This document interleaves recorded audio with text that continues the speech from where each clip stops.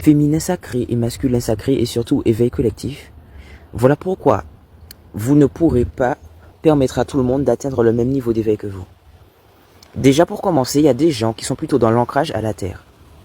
Et ceux qui sont plus spirituels, c'est plutôt des personnes qui sont dans l'énergie féminine sacrée. Et ceux qui sont plus dans l'ancrage, ce sont plutôt des gens qui sont dans le masculin sacré. En fait, moi je vais vous dire quelque chose. Le système a beaucoup fait croire aux gens que c'était le masculin qui doit être le chef, qui doit être connecté au divin. Or c'est faux. C'est le féminin qui connecte le masculin et le monde au divin. C'est le féminin la connexion entre les mondes. Et le masculin représente l'ancrage. C'est pour ça qu'ils sont complémentaires spirituellement. Voilà. C'est parce que le représente l'ancrage, il le représente la connexion entre les mondes. Le représente les chakras inférieurs. Et le représente les chakras supérieurs. Donc le féminin, par exemple, un couple avec le féminin sacré et le masculin sacré. Donc je peux parler d'union divine, par exemple. Le féminin sacré doit plus prendre en compte ces chakras supérieurs en mode bien les entretenir et tout, bien les réguler, on va dire. Et le masculin sacré doit bien réguler les chakras inférieurs, par exemple. Et les deux, ils sont complémentaires. Mais maintenant là, le masculin ne peut pas imposer ce qu'il est au féminin, donc l'ancrage. Mais il peut aider le féminin pour l'ancrage. Mais le féminin ne peut pas imposer au masculin sa connexion au divin, à forcément comprendre les mondes supérieurs et tout. Mais par contre, le féminin peut aider le masculin. Former une connexion, etc. En fait, lui servir de guide. Et le masculin sert aussi du coup de guide au féminin. Maintenant, ce que je vais dire par là, c'est que quand vous, par exemple, vous parlez d'éveil, de spiritualité, il y a d'autres personnes qui sont des masculins, des gens qui sont plutôt dans l'ancrage à la terre, des gens qui sont plutôt logiques et rationnels. Même si ce ne sont pas forcément des masculins sacrés, je précise, ces gens-là ne vont pas vous comprendre en fait. Vous devez comprendre qu'il y a une partie de l'humanité qui sont plutôt des gens qui sont dans l'ancrage, dans la logique terre à terre, la terre, etc. Qui sont plutôt dans la connexion au monde, on va dire, à la 3D. Et d'autres qui sont plutôt en connexion avec les dimensions supérieures. D'autres qui sont un peu dans les chakras du milieu, on va dire. Mais même si le monde se départage vraiment entre ceux qui sont pour l'ancrage et la connexion au divin. Maintenant, comprenez aussi quelque chose. Les gens qui sont plutôt spirituels en général, ce sont des gens qui favorisent l'énergie féminine. Sacrée, je précise. Mais, ok. L'énergie féminine sacrée. En fait, c'est bien autre chose. C'est pas parce que tu es un masculin que tu n'as pas forcément, tu n'as pas accès à d'autres choses, d'autres plans, c'est que le féminin, c'est plus sensible à ça. C'est-à-dire que le masculin, il va protéger le féminin, plutôt physiquement, etc. Et le féminin va le protéger spirituellement.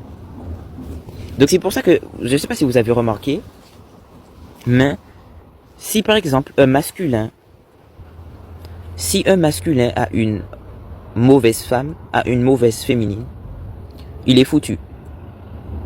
C'est-à-dire que le masculin, quand il va aller rencontrer son féminin, et là je vais parler de personnes qui sont guéries, parce que je ne parle pas de trucs toxiques, je vais parler de ceux qui sont déjà guéris, ceux qui ont déjà fait le travail sur eux. J'ai déjà dit comment les masculins et le féminin font le travail sur eux. Le féminin doit se reconnecter à sa souveraineté, le masculin doit plutôt réguler ses émotions, arrêter d'être trop dans l'ego, voilà. Enfin, non, c'est plutôt ça, le masculin doit apprendre à réguler ses émotions et le féminin à être dans sa souveraineté. Le masculin c'est l'ancrage, donc apprendre à se reconnecter, apprendre à être ancré, et le féminin c'est la connexion au divin. Voilà. Dès qu'ils auront atteint ces états-là de guérison, c'est là que le masculin pourra de manière stable et équilibrée être dans la conquête, on va dire, de son féminin. Ou plutôt aller rencontrer son féminin. Maintenant, le masculin, il prend un risque selon la femme qu'il choisit. Pourquoi ? Parce que, enfin, je vais plutôt dire féminin, parce que c'est pas une question de genre ou d'orientation sexuelle, masculin-féminin. C'est qu'en fait, si le masculin a une mauvaise femme, il va se retrouver à une mauvaise féminine. Un mauvais féminin, il va se retrouver cassé. Ce sera la fin pour lui, il va se retrouver cassé, détruit, etc. C'est juste que le féminin, Si c'est le féminin qui a un mauvais masculin, enfin, si c'est le féminin qui se fait briser le cœur par le masculin aussi, elle, un mauvais masculin, ça va faire moins mal, ça va faire moins de dégâts qu'un féminin qui fait du mal à un masculin. Je ne sais pas si vous voyez. C'est-à-dire que le féminin peut attirer vraiment des mauvaises énergies, des mauvaises... comment dire ça? Des mauvaises intentions aussi. Le féminin, c'est la protection spirituelle de la famille, du foyer, du couple. Le masculin, c'est le physique. Mais si vous êtes un peu plus réfléchi, si vous avez pris déjà du recul, le féminin, c'est plus important. Donc, c'est-à-dire que le féminin doit être la reine sur le trône, en fait, doit être bien traité, doit être bien, en fait. Parce que la chute du féminin, c'est aussi la chute du masculin. Mais la chute du masculin n'est pas la chute du féminin. Je ne sais pas si vous voyez. Donc faites attention à ça. Et n'obligez personne à s'éveiller, etc. à certaines choses. Non. Des gens qui ne sont pas connectés à l'énergie féminine, parce qu'on a quand même ces deux polarités, bien que dans une union divine, il y a un masculin et un féminin. Donc l'énergie dominante, on va dire, l'énergie dans laquelle ces gens-là doivent être, ou voilà leur énergie dominante. Mais des gens qui ne sont pas connectés à leur polarité intérieure, féminine, masculine déjà. Des gens qui n'ont pas guéri ça en eux déjà, les gens qui ne font pas l'équilibre des deux.